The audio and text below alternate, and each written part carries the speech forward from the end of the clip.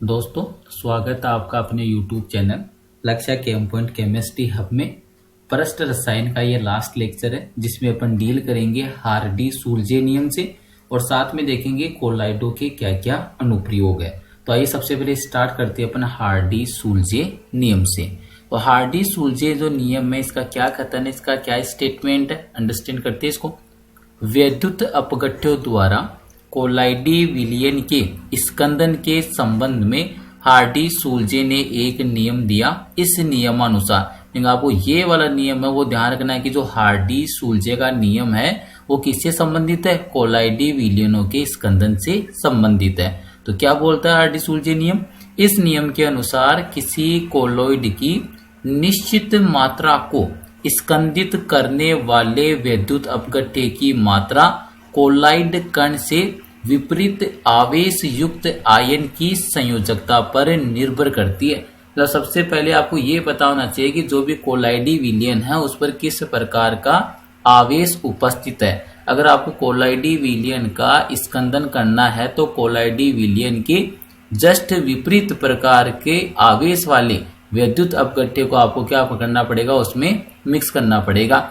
और यहाँ पर जो कोलाइडी जो विलयन है उसका स्कंदन है किस पर निर्भर करेगा, विपरीत आवेश युक्त आयन की संयोजकता पर क्या करता है, निर्भर करता है। तो ये वाला स्टेटमेंट बड़ा इंपॉर्टेंट बनता है। ये हार्डी-सूल्जे नियम है। पहली बात तो किससे संबंधित है, कोलाइडी विलयन के स्कंदन से संबंधित है। और इसमें कोलाइडी विलयन का जो स्कंदन है वो जो कोलाइडी विलयन का स्कंदन जो वैद्युत अपघट्य कर रहा है किस पर निर्भर करता है, कोलॉइडी कण से विपरीत आवेश युक्त आयन की संयोजकता पर निर्भर करता है। तो यहाँ पर देखिए इसने पहला एग्जाम्पल मेंशन किया है, अतः धनावेशित कोलाइडी कण के प्रति ऋणायनों की स्कंदन शक्ति का घटता हुआ क्रम। मतलब मान लीजिए आपके पास ऐसा कोलाइडी विलयन है जो कैसा है, धनावेशित है। अगर धनावेशित कोलाइडी विलयन है तो इसका स्कंदन कौन से आयन के द्वारा होगा, ऋणात्मक आयन के द्वारा होगा। और कौन सा ऋणात्मक आयन है वो सर्वाधिक स्कंदन करेगा, जिसकी संयोजकता जितनी अधिक होगी। तो यहाँ पर देखिए अगर आपके पास धनावेशित कोलाइडी कण है तो इसका जो स्कंदन है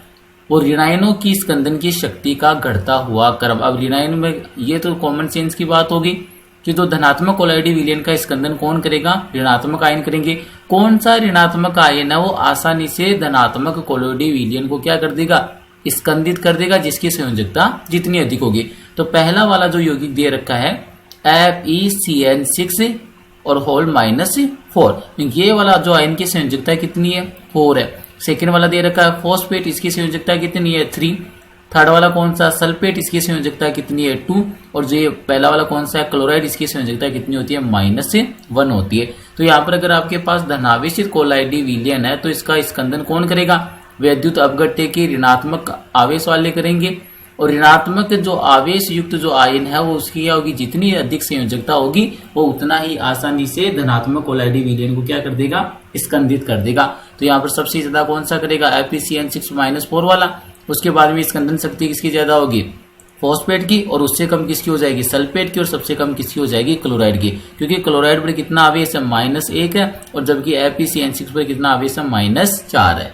नेक्स्ट वाला देखिए, ऋणात्मक कोलॉइड कण के प्रति धनायनों की स्कंदन शक्ति का घटता हुआ क्रम। मतलब जो भी अब की बार आपके पास कोलाइडी विलयन पर कौन सा आवेश है, ऋणात्मक आवेश है, तो वैद्युत अपघट्य का धनात्मक आयन क्या करेगा, इसका स्कंदन करेगा। और कौन सा धनायन करेगा, जिसकी संयोजकता जितनी अधिक होगी। तो यहाँ पर देखिए जो टिन दे रखा है वो कितनी संयोजकता है, 4 है उसकी। एल्यूमिनियम की कितनी संयोजकता है, 3 है। बेरियम की कितनी संयोजकता है, 2 है। और सोडियम की कितनी संयोजकता है, 1 है। तो अगर मान लीजिए आपके पास कोलाइडी विलयन कैसा है, ऋणात्मक आवेशित है, तो सबसे ज्यादा उसका स्कंदन कौन करेगा, धनात्मक आयन करेगा। वैद्युत अपघट्य का कौन सा वाला धनात्मक आयन करेगा, जिसकी संयोजकता सर्वाधिक है, तो कौन करेगा, सबसे अधिक टिन करेगा। नेक्स्ट देखिए, वैद्युत अपघट्य की वह न्यूनतम मात्रा जिसकी सहायता से कोलॉइडी विलयन का स्कंदन या ऊर्णन होता है उसे स्कंदन या ऊर्णन क्षमता कहते हैं। मतलब यहाँ से वैद्युत अपघट्य की आपको कितनी न्यूनतम मात्रा की आवश्यकता है, जिसको आप किसी कोलॉइडी विलयन में मिला देने पर उस कोलॉइडी विलयन का क्या हो जाता है, स्कंदन हो जाता है, या क्या हो जाता है, ऊर्णन हो जाता है। उसको आप क्या बोलते हो, स्कंदन या फिर ऊर्णन क्षमता बोलते हो। और इसको किसमें व्यक्त करते हो, स्कंदन क्षमता को मिली मोल प्रति लीटर, ये इंपॉर्टेंट है, इसका मात्रक है स्कंदन क्षमता का मिली मोल प्रति लीटर में क्या करते हो, व्यक्त करते हो। तो पहली बात तो आपको ये ध्यान रखना है कि वैद्युत अपघट्य की वह न्यूनतम मात्रा जिसको किसी कोलोइडी विलयन में मिलाने पर कोलोइडी विलयन का स्कंदन हो जाता है, क्या कहलाती है, स्कंदन क्षमता कहलाती है। इसका क्या मात्रक होता है, इसका मात्रक होता है मिली मोल प्रति लीटर होता है। अब एक फॉर्मूला बना रखा है, स्कंदन क्षमता का क्या फॉर्मूला हो जाएगा, वैद्युत अपघट्य की मात्रा मतलब कितना ml है या कितनी मिली मोल में आप इसको क्या कर रही हो, मिक्स कर रही हो। तो स्कंदन क्षमता का क्या फॉर्मूला हो जाएगा, वैद्युत अपघट्य की मात्रा किस में लेनी है, आपको मिली मोल में लेनी है, मल्टीप्लाई विद मोलरता डिवाइड बाय कुल आयतन और मल्टीप्लाई करना आपको 100 से। तो ये किसका फॉर्मूला हो जाएगा, स्कंदन क्षमता का। जिस विद्युत अपघट्य का स्कंदन का मान कम होता है उसकी स्कंदन क्षमता उतनी ही क्या होती है, अधिक होती है। ये इंपॉर्टेंट पॉइंट है। लेकिन कोई भी ऐसा विद्युत अपघट्य जिसका स्कंदन मान या फिर कोएगुलेशन वैल्यू जितनी कम होगी उसकी स्कंदन करने की क्षमता उतनी ही क्या होगी, अधिक होगी। नेक्स्ट वाला पॉइंट देखिए, कोलाइडो का रक्षण। अब की बार आपको क्या करना है कि जब भी आप वैद्युत अपघट्य मिला रहे हो कोलाइडी विलयन में तो उसका क्या हो रहा है, स्कंदन हो रहा है। तो अब आप क्या करें, इस वाले कोलाइडी विलयन है उसका स्कंदन नहीं हो, इसके लिए आप कोलाइडी विलयन का क्या करोगे, रक्षा करोगे। मतलब कोलाइडी विलयन का क्या करेंगे, रक्षण करेंगे, प्रोटेक्शन करेंगे। तो देखिए सबसे पहले द्रव विरोधी कोलाइड द्रव स्नेही कोलाइड की तुलना में अधिक अस्थायी होती है। ये अपन को पहले से पता है कि जब भी आपने बंधुता के आधार पर कोलाइडी विलयन का वर्गीकरण किया था, दो भागों में बांटा था, एक तो द्रव विरोधी था, एक द्रव स्नेही था। द्रव स्नेही में परिक्षिप्त परावस्था और परिक्षेपण माध्यम के बीच में क्या होता है, प्रबल बंधुता होती थी, और इसमें क्या होती थी, आपके प्रबल बंधुता नहीं होती है किसमें, द्रव विरोधी में। तो जो ये द्रव स्नेही कोलाइडी विलयन है इनका स्थायित्व है द्रव विरोधी की तुलना में क्या होता है, अधिक होता है। तो यही यहाँ पर मेंशन किया कि जो भी द्रव विरोधी कोलाइड है वो द्रव स्नेही कोलाइड की तुलना में क्या होती है, अधिक अस्थायी होती है एवं शीघ्र स्कंदित हो जाती है। मीनिंग अनस्टेबल है, तो इनके अंदर आप थोड़ी सी मात्रा में भी अगर वैद्युत अपघट्य मिला देती हो तो द्रव विरोधी कोलाइड इनका क्या हो जाता है, स्कंदन हो जाता है। यदि किसी द्रव विरोधी कोलाइड में द्रव स्नेही कोलाइड की मात्रा डाल दी जाए तो द्रव विरोधी कोलाइड का स्थायित्व बढ़ जाता है। ये इंपॉर्टेंट थिंग है यहाँ से कि मान लीजिए आपके पास कोई भी द्रव विरोधी कोलाइड है और उस वाले द्रव विरोधी कोलाइड में आपको क्या मिश्रित करना है, द्रव स्नेही कोलाइड। तो ये द्रव स्नेही कोलाइड क्या करेगा, जो द्रव विरोधी कोलाइड है उसका स्थायित्व को बढ़ा देगा, मतलब उसका स्कंदन नहीं होने देगा। और ऐसा किस कारण से होगा कि जो भी द्रव स्नेही कोलाइड आपने मिश्रित किया है ना द्रव विरोधी कोलाइड में, तो ये द्रव स्नेही कोलाइड है उसके चारों ओर क्या कर लेता है, एक परत का निर्माण कर लेता है, और वही परत क्या करती है, इसकी स्कंदन से रक्षा करती है। द्रव विरोधी कोलाइडी कणों के चारों ओर अधिशोषण के द्वारा द्रव स्नेही कोलाइड कणों की एक रक्षक सतह बन जाती है जिससे वे अवक्षेपित नहीं हो पाते। इस प्रकार के कोलाइड को रक्षी कोलाइड कहते हैं। तो ये इंपॉर्टेंट वर्ड है, कौन सी प्रक्रिया के द्वारा रक्षी सतह या रक्षी परत का निर्माण होता है, अधिशोषण के द्वारा। तो आपको ये ध्यान रखना है कि जब भी आपके पास द्रव विरोधी कोलाइड है तो अगर उस वाले द्रव विरोधी कोलाइड में द्रव स्नेही कोलाइड को अगर आप मिश्रित कर देते हो तो जो द्रव स्नेही कोलाइड है द्रव विरागी कोलाइडों के कणों के ओर चारों ओर क्या बना लेता है, एक रक्षी सतह या रक्षक परत बना लेता है जिससे वो अवक्षेपित नहीं हो पाते, अर्थात उनका स्कंदन नहीं हो पाता है। और इस प्रकार के कोलाइड को आप क्या कहते हो, रक्षी कोलाइड कहते हैं। नेक्स्ट देखिए नई हेडिंग है, गोल्ड संख्या या सवर्ण संख्या मीनिंग गोल्ड नंबर। ये वाली परिभाषा आपके कई बार डायरेक्ट एक नंबर के अंदर आरबीसी एग्जाम में पूछी जाती है कि गोल्ड संख्या को परिभाषित कीजिए। और दो ध्यान रखना है कि सबसे कम गोल्ड संख्या किसकी होती है और सबसे अधिक गोल्ड संख्या किसके लिए होती है। तो यहाँ पर देखो, अगर गोल्ड संख्या को आपको समझना है तो इसके लिए आपको थोड़ा सा अंडरस्टैंड करना पड़ेगा।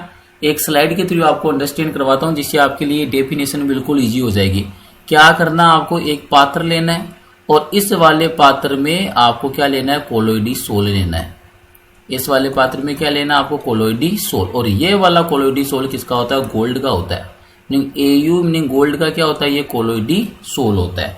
अब इस वाले कोलोइडी सोल में क्या करना, आपको 1 ml क्या डालना है, वैद्युत अपघट्य मिलाना है। मीनिंग 1 ml क्या मिलाना है, वैद्युत अपघट्य कौन सा डालोगे, NaCl मतलब सोडियम क्लोराइड। तो 1 ml आपको क्या मिलाना है, 1 ml ऑफ 10% NaCl।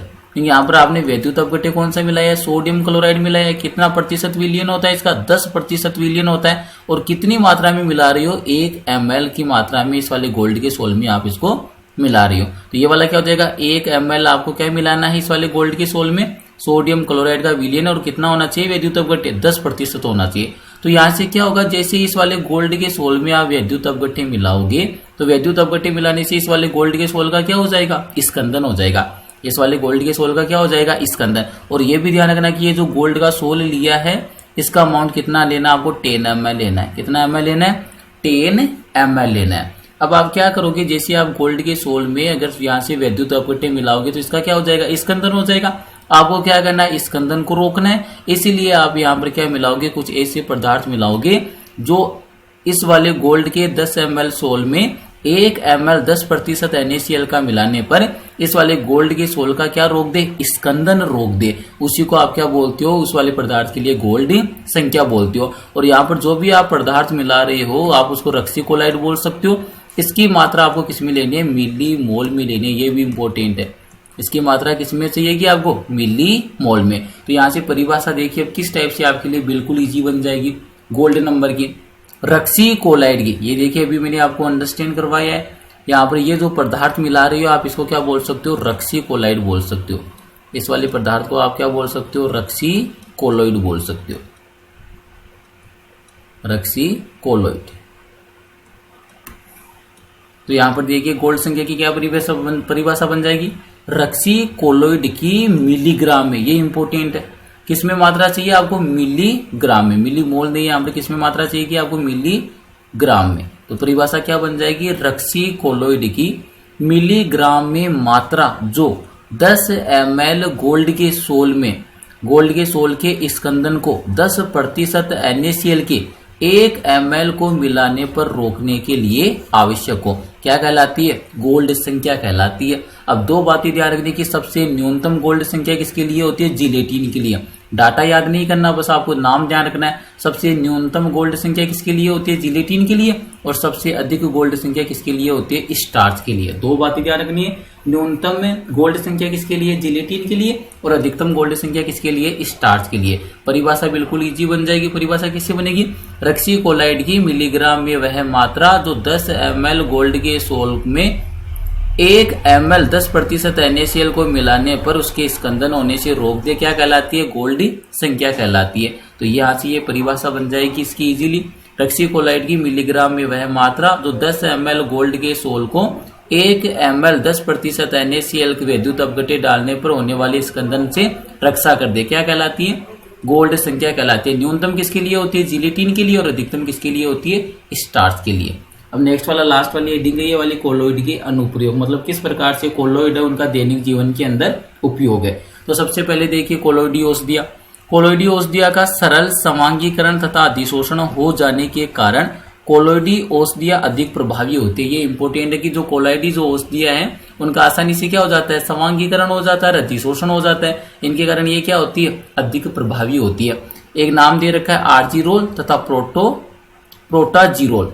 चांदी के रक्षित कोलोइडी विलयन को आर्जिरोल कहते हैं अथवा प्रोटाजिरोल कहते हैं, जो आंखों की पलकों में हुए रोगों के उपचार में प्रयुक्त होता है। तो ये ध्यान रखना कि आंखों की पलकों में जो रोग होता है उसके उपचार के लिए किसका यूज किया जाता है, आर्जिरोल का उपयोग किया जाता है। किसका यूज किया जाता है, मेडिसिन है मतलब औषधि, और कौन सी औषधि है, आर्जिरोल औषधि का उपयोग किया जाता है आंखों की पलकों के रोगों के उपचार में। तो सीधा आपको यही ध्यान रखना है कि आंखों के रोगों के पलकों के उपचार में आर्जिरोल का उपयोग किया जाता है। नेक्स्ट वाला देखिए, कोलाइडी स्वर्ण मीनिंग गोल्ड हो गया, मैग्नीज, कैल्शियम, आयरन, तांबा आदि स्वास्थ्यवर्धक टॉनिक के रूप में काम में आता है। कोलोइडी गंधक तीव्र क्या होता है, कीटाणुनाशक होता है, कीटाणुओं को नष्ट करता है। और ये वाला फोर्थ वाला जरूर ध्यान रखना है, कोलाइडी एंटीमनी काला अजार के रूप में प्रयुक्त होता है। मतलब जो काला अजर नाम की बीमारी होती है उसमें किसका यूज करते हो, कोलाइडी एंटीमनी का उपयोग करते हो। किसका उपयोग करते हो, कोलाइडी एंटीमनी का। नेक्स्ट वाला उपयोग देखिए, धूम्र अवक्षेपण। तो ये वाला इंपॉर्टेंट है, इसका डायग्राम भी इंपॉर्टेंट है, इसको डबल टिक लगा लेना, क्योंकि कई बार एग्जाम में पूछा गया, लास्ट ईयर भी ये वाला एग्जाम में आया था, जिसको बोलते हैं आप कोट्रेल प्रेसिपिटेटर। क्या बोलते हो, कोट्रेल प्रेसिपिटेटर। तो यहाँ पर इसको अंडरस्टैंड करने के लिए आप ये कर सकते हो कि जो भी आपके भट्ठी होती है या फिर आप उसको बोल सकते हैं जो भी आपकी इंडस्ट्री होती है, उद्योग होती है, तो उनमें जो चिमनी से जो धुआं निकलती है तो इस वाली चिमनी की धुआं में क्या होती है, कुछ ठोस के कोलोइडी कण भी होती है जो हमारे लिए क्या होती है, हानिकारक होती है। तो क्या करना है कि जो भी चिमनी है उसमें आप क्या लगा देती हो, इलेक्ट्रोड लगा देती हो। और आप पहले से जानते हो कि कोलोइडी कणों पर क्या उपस्थित होता है, आवेश उपस्थित है। तो जो भी कोलोइडी कण पर आवेश उपस्थित है वो विपरीत आवेशित इलेक्ट्रोड पर जाकर क्या हो जाएगा, स्कंदित हो जाएगा। और जो चिमनी से जो वायु बाहर आएगी वो कोलोइडी कणों से क्या होगी, रहित होगी। मतलब जब भी आप उस वाली गैस को श्वास लेने के लिए यूज करोगे तो उसमें किसी भी प्रकार के कोलोइडी कण उपस्थित नहीं होंगे, मतलब वो अपने लिए क्या नहीं होगी, हानिकारक नहीं होगी। इसी को बोलते हैं कोट्रेल प्रेसिपिटेटर। तो ये बड़ा इंपॉर्टेंट और मोस्ट है ये वाला, लास्ट साल भी पूछा गया आरबीसी 2020 के एग्जाम में। तो देखिए क्या बोला कि धूम्र वायु में प्रक्षिप्त कार्बन कणों का कोलाइडी तंत्र है। इन कार्बन कणों की धुएं में पृथक करने के लिए विपरीत आवेशित धात्विक प्लेटों के सीधे संपर्क में लाकर अवक्षेपित कर लेते हैं एवं चिमनी से निकलने वाली गैसें धूम्र रहित हो जाती है। मतलब किसी भी प्रकार के उसमें कोलोइडी कण उपस्थित नहीं होते, मतलब वो वाली वायु कैसी हो जाती है, शुद्ध हो जाती है, जिनको ग्रहण करने पर या ब्रीदिंग करने में किसी भी प्रकार की हानिकारक नहीं होती है। तो इसी को क्या बोलते हैं, कोट्रेल प्रेसिपिटेटर बोलते हैं। और इसका ये डायग्राम जरूर लर्न कर लेना। नेक्स्ट वाला देखिए उपयोग, डेल्टा का निर्माण। डेल्टा का निर्माण कहां पर होता है, तो ये भी इसका अनुप्रयोग है कि जब भी नदियों का पानी समुद्र में जाकर मिलता है तो नदी में क्या होता है कि जो भी रेत के जो कण होते हैं उन पर आवेश होता है, कौन सा वाला, ऋणावेशित होता है। रेत के कण कैसे होते हैं, ऋणावेशित। तो रेत के जो कणों का आकार किस साइज का होता है, कोलाइडी कणों का आकार का। तो यहाँ पर जो भी नदी का पानी जब भी समुद्र से जाकर जिस स्थान पर मिलेगा, समुद्र में क्या उपस्थित होती है, लवण के पोटेशियम क्लोराइड हो गया, NaCl हो गया। तो मतलब लवण तो क्या होगी, वैद्युत अपघट्य होगी। और रेत जो भी नदी के पानी में जो रेत है उसमें कौन सा आवेश होता है, ऋणावेशित होता है। तो इसके ऊपर ऋणावेशित है, तो जो भी वैद्युत अपघट्य का धनात्मक भाग है इस वाली ऋणावेशित रेत के कण को क्या कर देगा, अवक्षेपण कर देगा, स्कंदित कर देगा।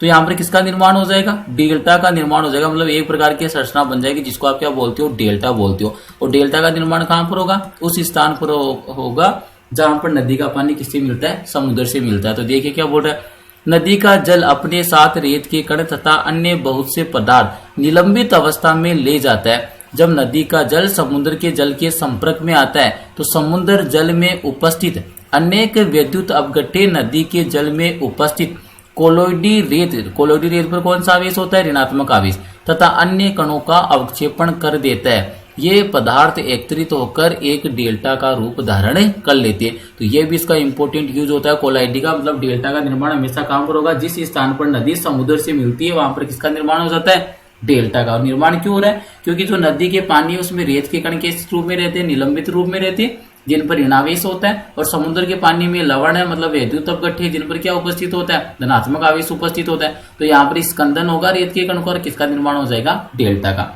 नेक्स्ट वाला देखिए, कौन से में यूज करते हो आप, टेनिनोब लेदर, मतलब चर्म शोधन में भी यूज करते हो कोलाइडी का। कैसे, चमड़ा कौन सा होता है, धनावेशित प्रोटीन कणों से युक्त कोलाइडी निकाय होता है। इंपोर्टेंट बात है, जो भी चमड़ा होता है या लेदर होता है वो कौन सा कोलाइडी पार्टिकल होता है, धनावेशित प्रोटीन कणों का क्या होता है, कोलाइडी निकाय होता है। टेनिन जल में ऋणावेशित सोल बनाता है, और जो ये टेनिन है वो जल में कैसा सोल बनाता है, ऋणात्मक आवेशित सोल बनाता है। और चमड़ा कैसा होता है, धनावेशित होता है। तो जब चमड़े को टेनिन विलयन में डुबाया जाता है तो धनावेशित प्रोटीन कणों तथा ऋणावेशित टेनिन कणों का पारस्परिक स्कंदन हो जाता है। इससे चमड़ा क्या हो जाएगा, कठोर हो जाता है। इस प्रक्रिया को चर्म शोधन कहा जाता है। कुल मिलाकर आपको यहाँ पर बस यही ध्यान रखना है कि जो भी चर्म शोधन के अंदर जो चमड़ा होता है कैसा निकाय होता है, धनावेशित प्रोटीन कणों से युक्त कोलाइडी निकाय है। और जो टेनिन जो अम्ल है इसका जल में कैसा सोल बनता है, ऋणात्मक सोल बनता है। तो धनात्मक और ऋणात्मक आपस में क्या हो जाएंगे, पारस्परिक क्रिया करेंगे तो क्या हो जाएगा, स्कंदन हो जाएगा। तो चमड़े का क्या हो जाएगा, स्कंदन हो जाएगा। और इसका बेनिफिट क्या मिलेगा कि जो चमड़ा पहले कोमल हुआ करता था वो कैसा हो जाएगा, कठोर हो जाता है। और इसी प्रक्रिया को क्या बोलते हो, चर्म शोधन बोलते हो। तो ये वाला भी इंपॉर्टेंट यूज होता है किसका, कोलोइडी का अनुप्रयोग होता है। नेक्स्ट वाला देखिए, फोटोग्राफी। फोटोग्राफी में सीधा आपको एक ही बात ध्यान रखनी है कि फोटोग्राफी में किसका यूज किया जाता है, AGPR का यूज किया जाता है। टोटल आपको लर्न करने की रिक्वायरमेंट नहीं है, बस फोटोग्राफी में एक ही बात ध्यान रखनी है, फोटोग्राफी में किसका यूज किया जाता है, AGPR का क्या किया जाता है, या फिर सिल्वर ब्रोमाइड का यूज किया जाता है। नेक्स्ट वाला उपयोग देखिए, कोलाइडी वर्षा। जलवाष्प से संतृप्त वायु के शीतल प्रदेश, मतलब जो भी ठंडे स्थानों पर है जल के कोलाइडी कण बन जाते हैं। इन कोलाइडी कणों का संघनन होने पर जल की बड़ी बूंदें बन जाती है, जो कि गुरुत्वाकर्षण के कारण नीचे गिरने लगती है। कभी कभी विपरीत आवेशी बादलों के मिलने से स्कंदन के फलस्वरूप भी क्या होती है, वर्षा होती है। नेक्स्ट इसका उपयोग देखिए, रक्त का स्कंदन। रक्त क्या होता है, जल के अंदर क्या उपस्थित रहता है, एल्ब्यूमिन जैसे पदार्थों का कोलाइडी विलयन होता है। ये इंपॉर्टेंट बात है कि रक्त में क्या होता है, रक्त के अंदर जो जल में कौन उपस्थित रहता है, एल्ब्यूमिन, और ये कैसा बनाता है, कोलाइडी विलयन का निर्माण करता है। और ये होता कैसे है, एक्चुअल में ऋणावेशित होता है। रक्त के बहने पर फिटकरी का ताजा विलयन अथवा फेरिक क्लोराइड विलयन डालते हैं, जिससे उसका एल्यूमिनियम, क्योंकि फिटकरी के अंदर क्या होगा, एल्यूमिनियम +3 है, अथवा फेरिक क्लोराइड डाल रही है तो वहां पर क्या आयरन +3 है, और जो भी आपका रक्त है वो कैसा निकाय हो गया, ऋणात्मक है, कोलोइडी विलयन हो गया। तो ऋणात्मक का अगर धनात्मक के द्वारा क्या हो जाएगा, स्कंदन हो जाएगा। तो यही बोल रहा है, जिससे उसका एल्यूमिनियम +3 और आयरन +3 के द्वारा क्या हो जाता है, स्कंदन हो जाता है, अर्थात रक्त का प्रवाह रुक जाता है और किसका निर्माण हो जाएगा, थक्के का निर्माण हो जाएगा। तो ये वाला जो अनुप्रयोग है, ये वाला क्या है, इम्पोर्टेंट है, रक्त का स्कंदन वाला। तो यहाँ पर ये ध्यान रखना कि रक्त एक्चुअल में क्या होता है कि जल के अंदर एल्ब्यूमिन है, इसका क्या होता है, कोलाइडी विलयन होता है, जो कैसा होता है, ऋणावेशित होता है। और इसमें जब भी कहीं पर चोट लग जाती है, अगर खून बह रहा है, तो वहां पर आप क्या डाल देते हो, फिटकरी लगा दीजिए, फिटकरी का ताजा विलयन, अदरवाइज फेरिक क्लोराइड। फिटकरी है तो वहां पर कौन सा आयन उपस्थित होगा, एल्यूमिनियम +3। फेरिक क्लोराइड में कौन सा होगा, आयरन +3। तो क्या कर देगा कि जो भी रक्त ऋणावेशित कोलाइडी विलयन है उसका क्या हो जाएगा, स्कंदन हो जाएगा, जिससे रक्त का प्रवाह रुक जाता है। लास्ट उपयोग देखिए, आकाश का नीला रंग।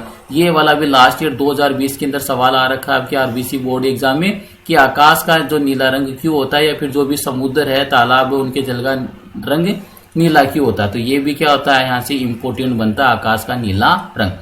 वायुमंडल में धूल व जल के असंख्य कण उपस्थित है, मतलब जो भी वायुमंडल है इसमें धूल के क्या होते हैं, धूल व जल के असंख्य कण क्या होते हैं, उपस्थित होती है। ये कण क्या करते हैं, प्रकाश का प्रकीर्णन करते हैं। ये आप पहले से जानते हो कि जो भी कोलाइडी कण होते हैं जिनकी तरंग दैर्ध्य किसके समान होती है, जिस विकिरण के समान होती है, उसका क्या कर देती है, वो स्कैटरिंग ऑफ लाइट या फिर प्रकाश का क्या करते हैं, प्रकीर्णन करती है। कणों के द्वारा नीला रंग का प्रकाश प्रकीर्णित तो हो जाता है, क्योंकि इसकी तरंग दैर्ध्य सबसे कम होती है। ये आपने पढ़ा था टिंडल प्रभाव में कि जिस प्रकाश की तरंग दैर्ध्य जितनी कम होगी उसका प्रकीर्णन क्या होता है, सर्वाधिक होता है, और वो उसी रंग का क्या होता है, आपको दिखाई देता है। तो यहाँ पर यही बोल रहा है कि जो भी धूल और जल के जो असंख्य कण है वो क्या कर देंगे, प्रकाश का प्रकीर्णन कर देंगे। और कौन से रंग का ज्यादा प्रकीर्णन करेंगे, नीले रंग का। और नीले रंग का प्रकीर्णन ज्यादा क्यों हो रहा है, क्योंकि नीले रंग की जो तरंग दैर्ध्य क्या होती है, सबसे कम होती है। जिस प्रकाश की तरंग दैर्ध्य सबसे कम होती है उसका प्रकीर्णन भी क्या होता है, सर्वाधिक होता है। जबकि शेष रंग प्रकाश के क्या हो जाते हैं, अवशोषित हो जाते हैं। अतः आकाश का रंग कैसा दिखाई देता है, नीला दिखाई देता है। तो ये जरूर ध्यान रखना कि आकाश का जो नीला रंग है ना, कौन सी प्रक्रिया के द्वारा होता है, प्रकाश के प्रकीर्णन के द्वारा। नीला रंग क्यों दिखाई देता है, क्योंकि नीले रंग की तरंग दैर्ध्य सबसे कम है, तो इसका प्रकीर्णन सबसे अधिक होता है। तो यहाँ पर आकर ये आपके पृष्ठ रसायन चैप्टर है वो फिनिश होता है।